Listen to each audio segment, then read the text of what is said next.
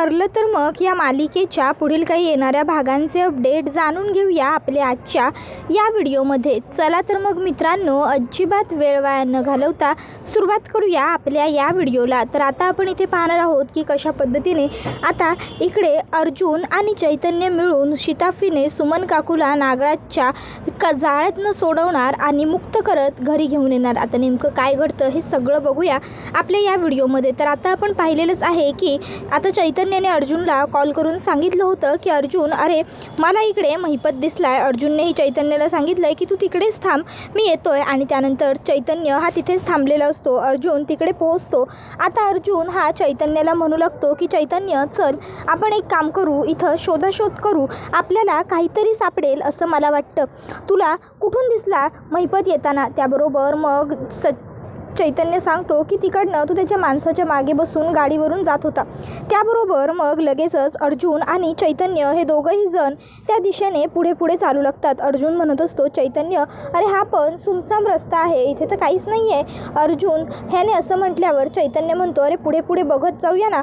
आणि मग ते पुन्हा एकदा त्याच ठिकाणी येऊन पोहोचतात ज्या ठिकाणी ते लोक ह्या आधी येऊन गेले होते। अर्जुन म्हणतो, अरे चैतन्य हे तर तेच ठिकाण आहे। त्यावर चैतन्य म्हणतो, अरे तरीही शोधून तर बघूया। मग अर्जुन आणि चैतन्य हे दोघंजण शोधाशोध करायला सुरुवात करतात। आणि आता शोधाशोध करत असताना अर्जुन हा चैतन्याला म्हणत असतो, चैतन्य मला वाटत नाही इथे आपल्याला काही सापडेल म्हणून, कारण तसंही आता महिपत तर इकडनं निसटून गेलाय। त्यावर चैतन्य म्हणतो, कदाचित काहीतरी क्लू मिळेल आपल्याला। त्यावर अर्जुन म्हणतो, सुमन काकूसुद्धा आपल्याला इथे सापडू शकते, आपल्याला व्यवस्थित शोधायला हवं। त्याबरोबर इकडे आता आतमधून सुमन ओरडू लागते, कोणी आहे का बाहेर? कोणी आहे का? प्लीज मला वाचवा। कोणी आहे का? प्लीज मला वाचवा। शिट, बाहेर माझा आवाज कोणापर्यंतच पोहोचत नाही आहे, मी काय करू? यांनी मला इथे असं डांबून ठेवलं आहे, हे कोणाला कळणारही नाही। त्याबरोबर इकडे आता अर्जुनपर्यंत तो आवाज पोहोचलेला असतो। अर्जुन चैतन्याला म्हणतो, चैतन्य तो बघ, आपल्याला तिकडून आवाज येतोय, वाचवा असा। कदाचित हा आवाज सुमन काकूचा सुद्धा असू शकतो। चल, आपल्याला इथं वेळ वाया घालवून चालणार नाही, आपण एक काम करूया, तिकडे जाऊन बघूया। जर सुमन काकू असली तर मग आता अर्जुन आणि चैतन्य हे दोघंजण हळूहळू दबक्या पावलांनी जवळ येत जातात त्या ठिकाणाच्या। आता तसा त्यांना आवाज अगदी स्पष्ट ऐकू येऊ लागतो, मला वाचवा। त्याबरोबर अर्जुन हा लगेचच चैतन्याला म्हणतो की चैतन्य, नक्कीच इथे कोणीतरी आहे जे अडकले। मला तर वाटतं कदाचित इथे आतमध्ये अडकणारी व्यक्ती दुसरी तिसरी कोणी नसून सुमन काकूच आहे। सुमन काकू, आम्ही आलोय, सुमन काकू असं अर्जुन मोठ्याने ओरडतो। सुमन काकूसुद्धा मागून हाक मारते, अर्जुन मी आहे इथे, अर्जुन। त्याबरोबर अर्जुन लगेचच चैतन्याला म्हणतो, चैतन्य मी म्हटलं होतं ना तुला, कदाचित इथे सुमन काकू असू शकतात म्हणून। चल, आपल्याला लवकरात लवकर सुमन काकूंना बाहेर सोडवून काढायला हवं, दरवाजा तोडूया। मग आता ते दोघंजण दरवाजा तोडण्याचा पुरेपूर प्रयत्न करू लागतात, पण आता काही त्यांच्यानी दोघांच्यानी दरवाजा तुटत नसतो। कसाबसा दरवाजा तोडून ते सुमन काकूला बाहेर काढतात। आता सुमन काकूची अवस्था खूप वाईट असल्यामुळे ते दोघं पहिला अश्विनला कॉल करतात। अश्विनला सुमन काकूची सगळी कंडिशन सांगितली जाते। अश्विन म्हणतो, तुम्ही दोघांनी एक काम करा, तुम्ही सुमन काकूला घेऊन लवकरात लवकर घरी पोहोचा। ॲक्च्युली काय झालं, माझ्या ड्युटीचा टाईम संपला, त्यामुळे मी घरीच निघालो होतो, किंबहुना मी पुढच्या 5-10 मिनिटात घरातच पोहोचणार आहे म्हणून, नाहीतर मी तुम्हाला थेट क्लिनिकवर किंवा हॉस्पिटललाच बोलवलं असतं। तुम्ही एक काम करा, सुमन काकूला घेऊन तातडीने घरी पोहोचा, मी सुद्धा पोहोचतोय।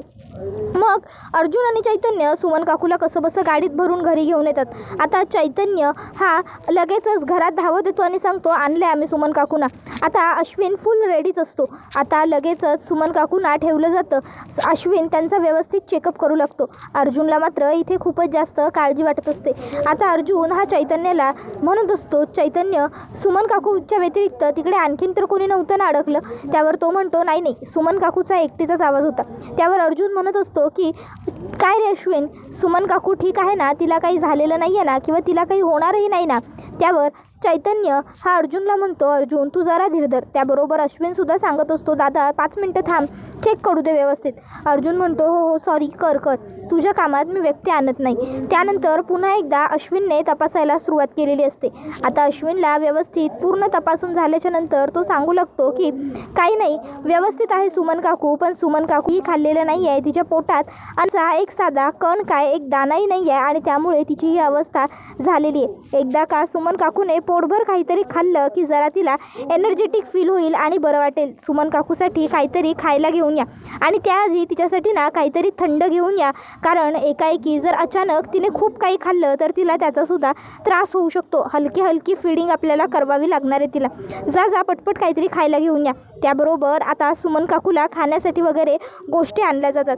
आता अश्विन म्हणत असतो, दादा आपण काकूची एवढी वाईट अवस्था झाली कशी काय, नक्की काय घडलं. त्याबरोबर मग अर्जुन सगळं काही आता अश्विनला सांगू लागतो. हे सगळं कळल्यानंतर तर अश्विनच्याही डोक्यात फिरतं. अश्विन म्हणतो, बापरे, मला तर खूपच जास्त टेन्शन आलं आहे. दादा अरे हे सगळं काय घडून बसलं. त्याबरोबर आता प्रिया आपल्यावरती कोणाचंही लक्ष नाही आहे या गोष्टीचा संदेश साधते आणि लगेचच जाऊन नागोबाला कॉल करते आणि नागोबाला म्हणत असते, तुम्ही मूर्ख आहात का, तुमच्या हातातून तो महिपत तर सुटलाच होता. आता महिपत बरोबर तुमच्या हातून ती बावळट तुमची बायकोसुद्धा सुटली. त्याबरोबर नागोबा म्हणत असतो की नाही हे कसं शक्य आहे, सुमन तिकडनं सुटणं अशक्य आहे, सुमनला तिकडनं सुटताच येणार नाही, मला खात्री आहे. हे बघ प्रिया, तुझा काहीतरी गैरसमज होतोय, सुमन तिकडनं सुटलेली नसणार, तू जरा व्यवस्थित बघ, तिथे उगाच सुमन आहे असा कांगावा करू नको. त्यावरती सांगते, सुमन माझ्या पुढ्यात बसली आहे, आता काय म्हणणं आहे तुमचं.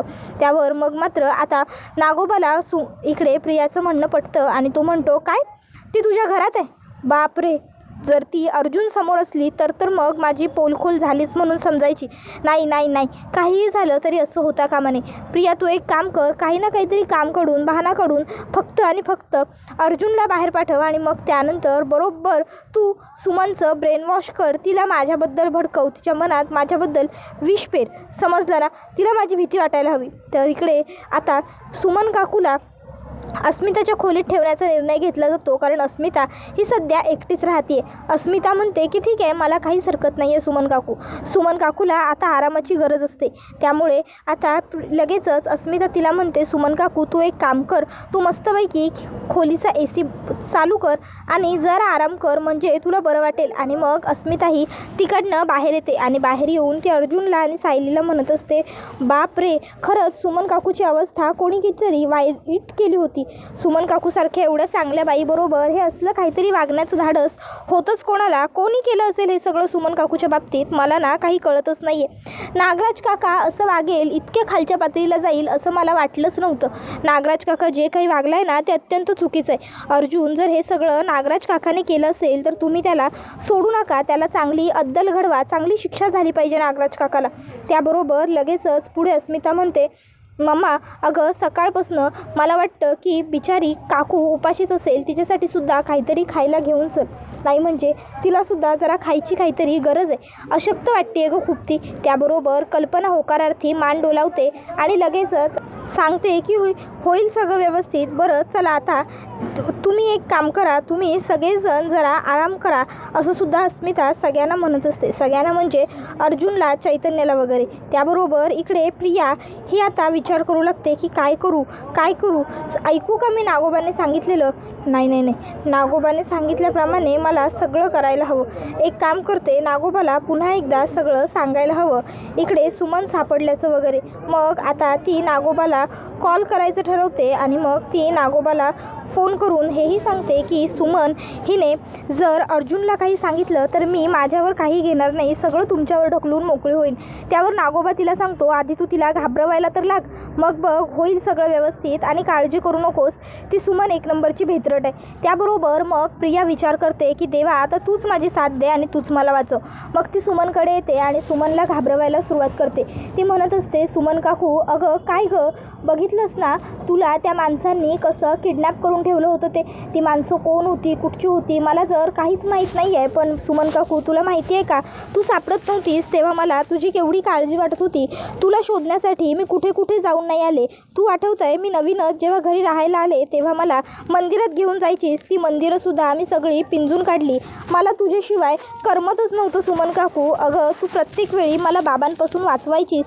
मग मी तुला न शोधल्याशिवाय कशी काय जगू शकले असते. मला तुझी खूप आठवण येत होती. पण सुमन काकू, तुला एक गोष्ट कळाली आहे का, आता तुला आणखीन जास्त सावधानीने राहावं लागणार आहे. कारण त्या माणसांनी तुला किडनॅप करण्याची एवढी हिंमत केली, याचा अर्थ नक्कीच तुला त्यांनी पूर्णपणे फॉलो केलेलं असणार. तुझी फॅमिली, तुझं फॅमिली बॅकग्राऊंड सगळं त्यांना माहीत असणार. म्हणजे ते तुझ्या कुटुंबालासुद्धा आता टार्गेट करू शकतात. आता हे ऐकून सुमन घाबरते आणि सुमन म्हणू लागते, नाही, कुटुंबाला कशाला टार्गेट करतील. तन्वी, तू उगाचच्या उगाच काहीतरी बडबडू नकोस आणि मला घाबरवूसुद्धा नकोस. तुला काय वाटतं, मला माहीत नाही आहे का? मला माहिती आहे सगळं. मला अर्जुन आणि सायलीने आधीच सांगितलं आहे की असं काही होणार नाही आहे म्हणून माझ्याबरोबर. उलट पोलीस माझी बाजू घेतील, मला समजून घेतील. मला माहिती आहे, मी पोलिसात जाईन, मी पोलिसांना सांगेन. त्यावर आता त्या ठिकाणी सायली आलेली असते आणि सायली बघते की सुमन काकू खूपच जास्त घाबरले आणि त्या ठिकाणी प्रिया आहे. मग लगेचच सायली ही प्रियाला म्हणायला लागते, प्रिया, तुझं इथं काय काम आहे? मला माहिती आहे तू अजूनच सुमन काकूंना त्रास द्यायला इथे आलेली असशील. पण एक गोष्ट लक्षात ठेव, जोपर्यंत इथं मी आहे ना, तोपर्यंत तू सुमन काकूंना कुठल्याही पद्धतीचा त्रास देऊ शकत नाही. त्यामुळे उगाचच्या उगाच सुमन काकूंना काहीतरी त्रास देऊन, प्रत्येक वेळी खोटं बोलून सगळ्यांना फसवण्यापेक्षा तू इकडनं निघ प्रिया, निघ. त्याबरोबर मग लगेचच सुमन काकू ह्या सायलीला म्हणतात, सायली अगं. त्यावर सायली म्हणते, सुमन काकू प्लीज तुम्ही जरा शांत व्हाल. अहो, तुम्ही या प्रियाच्या बोलण्याचा विचार करू नका. ही एक नंबरची खोटारडी मुलगी आहे. आठवतं आहे ना तुम्हाला, महिपतच्या म्हणजे साक्षीच्या केसच्या वेळीसुद्धा ही कसं खोटं बोलली होती. ते खून केला होता त्या साक्षीने आणि हिने नाव घेतलं मधुभाऊंचं. तसं आहे हिचं. त्यामुळे हिच्यावरती ना अजिबातच कधीच विश्वास ठेवायचा नाही. समजलं ना तुम्हाला? आणि राहिला प्रश्न तुम्हाला काही परत होण्याचा, तर इथे मी आहे, अर्जुन सर आहे, आम्ही तुम्हाला काही होऊ देऊ का? त्याबरोबर सुमन काकूच्या लक्षात येतं की नाही, जोपर्यंत अर्जुन आणि सायली माझ्याबरोबर आहेत तोपर्यंत मला काहीही होणार नाही आणि मुळात ते दोघंजण मला काही होऊसुद्धा देणार नाही. त्यामुळे मला काहीही झालं तरी सायली आणि अर्जुन या दोघांबरोबरच चांगलं खरोखर बोलून सगळं राहायचं आहे. मग ती म्हणत असते की सायली, हे बघ, मला काहीही कर पण वाचव. त्यावेळी मग सायली सुमन काकूला विचारू लागते की मला सांगा काकू, तुम्ही त्या गॅरेजपर्यंत गेलात कशा? आता सुमन काकू घाबरते. ती विचार करू लागते, काय करू? सायली अर्जुनला सत्य सांगू का की नको? खरंच माझ्या घराच्या जीवावर येईल. त्याबरोबर आता दुसऱ्या बाजूला नागोबा हा आता किल्लेदाराच्या घरात बसलेला असतो. आता इकडे प्रियाने नागोबाला सांगितलेलं असतं की हे बघ, आता महिपत सुटलेला आहे, त्यामुळे तो काही तुला जिवंत ठेवणार नाही, तो तुझ्या जीवाच्या मागे लागणार. त्यामुळे तू एक काम कर, तू गुपचूपपणे किल्लेदारच्या घरामध्ये दडून बस. कारण किल्लेदारच्या घराच्या इतकी सेफ जागा तुझ्यासाठी दुसरी कुठलीही असू शकत नाही. कारण तू कुठेही जा, आता पाताळात जरी तू गेलास ना तरीही बरोबर तो महिपत तुला हुडकून काढणारच आहे. त्यामुळे तो आता घरातच लपून बसलेला असतो.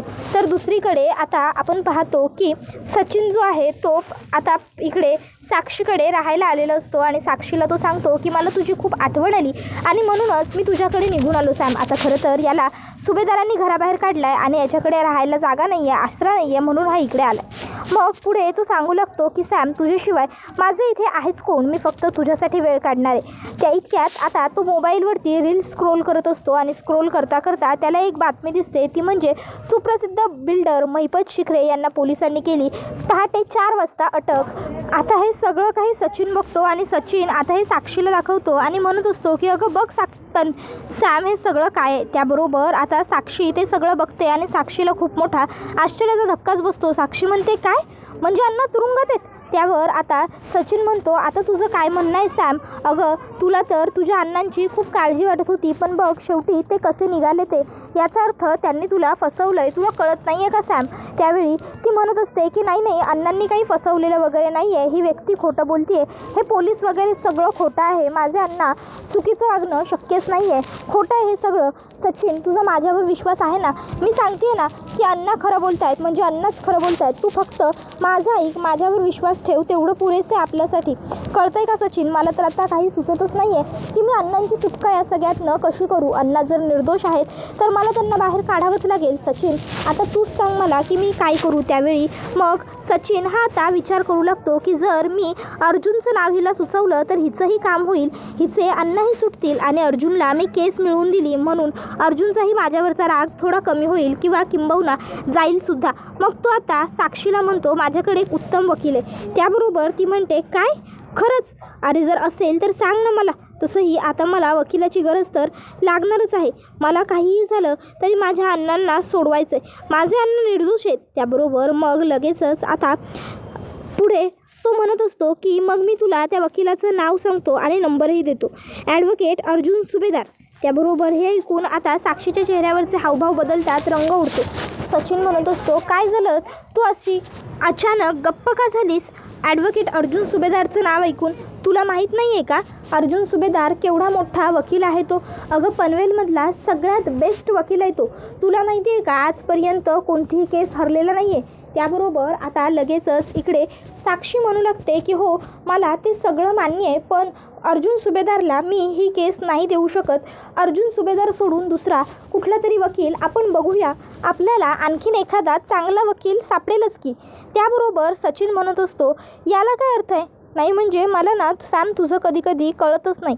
एका बाजूला म्हणतेस अण्णांना सोडवण्यासाठी चांगला वकील हवा आहे, दुसऱ्या बाजूला मी एवढा चांगला वकील स्वतःहून सजेस्ट करतोय तर नको म्हणतेस. अगं अर्जुन माझा चांगला मित्र आहे, तो तुझ्या अण्णांना नक्की या सगळ्यातनं बाहेर काढेल याची मला खात्री आहे, म्हणून मी म्हणतोय ना. आता एका बाजूला ती म्हणते नाही नको. त्यावर सचिन म्हणू लागतो की अगं खरंच अर्जुन खूप चांगला वकील आहे. तो मनातल्या मनात म्हणत असतो हिने एकदाच हो बोलू दे अर्जुनला केस द्यायला, म्हणजे मग मी अर्जुनकडे केस देईन आणि मग अर्जुनचे आणि माझे संबंध सुधारतील. मग माझे आणि अर्जुनचे संबंध एकदा सुधारले की माझे सगळ्या घरातल्यांबरोबरचे संबंधसुद्धा सुधारतील. मग याच्यासाठीच तो आता साक्षीच्या मागे लागलेला असतो की तू ही केस सचिन म्हणजे अर्जुनला दे. पण त्याला हेच माहीत नाही आहे की नक्की अर्जुन आणि साक्षीची काय ओळख आहे. आता साक्षी ही म्हणते जोरात नको बोललेलं तुला कळत नाही आहे का सचिन, मी नको सांगते ना. त्यावेळी मग मात्र सचिन हा लगेचच तिला विचारू लागतो की काय झालं, तू अशी पटकन का बोललीस आणि तुला अर्जुन वकील म्हणून का नको आहे? मी तुझं ऐकत नाही आहे म्हणजे? तू मगाशी किती अचानक चिडलीस. त्यावरती म्हणते नाही तसं काही नाही आहे. त्याबरोबर सचिन म्हणत असतो की अगं नाही तसंच आहे. तुला काय वाटतं मला जाणवलं नाही का? मला कळतं आहे की तू माझ्यावर चिडलीस का? त्याबरोबर ती म्हणते की मी म्हटलं ना तसं काही नाही आहे आणि अर्जुन सुभेदार वकील नको आहे मला, मी दुसरा कोणीतरी वकील बघते. अरे अण्णांच्यासुद्धा ओळखीच्या खूप वकील आहेत, त्यामुळे मी त्यांच्यापैकी कोण मिळतं आहे का बघते. त्याबरोबर तो म्हणतो ठीक आहे बघ तुला काही योग्य वाटेल ते, काही मदत लागली तर सांग. त्याबरोबर ती तिकडनं निघून जाते. त्यानंतर आता इकडे सचिन विचार करायला लागतो की नाही काहीतरी गडबड आहे एवढं मात्र नक्की. म्हणजे अर्जुनचं नाव मी घेतलं तेव्हा अचानक सॅम खूपच जास्त बावरली. या अगोदर असं कधीच घडलं नव्हतं. ती इतकी कॉन्फिडंट मुलगी आहे, इतकी परफेक्ट आहे, मग आज नक्की असं अचानक काय झालं की जे ती इतकी घाबरली आणि अर्जुनच्या नावाने. या अगोदरसुद्धा मला अर्जुनच्या एका फाईलमध्ये तिचा फोटो सापडला होता, म्हणजे नक्की अर्जुनचा सॅमबरोबर काहीतरी संबंध आहे, पण काय ते कळत नाही आहे. ते तर आता जोवर मला सापडत नाही तोवर मी काही गप्पा बसणार नाही. काहीही झालं तरी नेमकं सॅम अर्जुनला इतकी का घाबरते ना हे मला शोधून काढायचंच आहे. काय करू, कसं शोधून काढू, इथे सचिन विचार करतोय. तर दुसऱ्या बाजूला आता सतत इकडे खूपच जास्त प्रियाने घाबरवल्यामुळे सुमनच्या मनात सतत एकच विचार सुरू आहे. तिला सतत प्रियाचे शब्द आठवत आहेत, सुमन काकू बघ हा आता त्या माणसाने तुला एवढं किडनॅप केलं होतं, म्हणजे त्याला तुझ्या घरच्यांबद्दलसुद्धा सगळं काही माहिती असेल. मग जर त्याने तुझ्या घरच्यांना टार्गेट केलं तर सुमन काकू आपल्याला सगळ्यांनाच सांभाळून राहायला हवं.